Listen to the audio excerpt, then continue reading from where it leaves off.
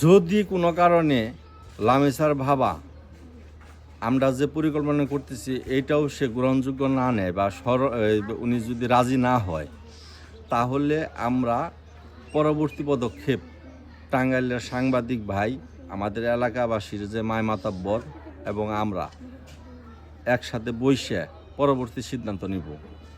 এখন একজনের মেয়ে আমি অধিকার রাখি না যে জোর করে আরেকটা ছেলের কাছে বিয়ে দেওয়ার। কেউ যেন আমি ব্যক্তিগত, আমি নিজেও একজন বাবা, আমার একটা মেয়ে একটি ছেলের কাছে, সুন্দর মনের একটি পরিবারের কাছে বিয়ে দিয়েছি সম্মতিক্রমে। আরেকটা ছেলে তাকে আমি বাইরে পাঠিয়ে দিয়েছি, প্রবাসে পাঠিয়ে দিয়েছি। এই দুইটা সন্তান লালন পালন করার জন্য আমার যেন কতটা কষ্ট হয়েছে, যারা বাবা তারা কিন্তু ঠিকই বুঝে। এই কারণে আমি অধিকার রাখি না যে কারো মেয়ে কারো হাতে মাতৃকা তুলে দেওয়ার।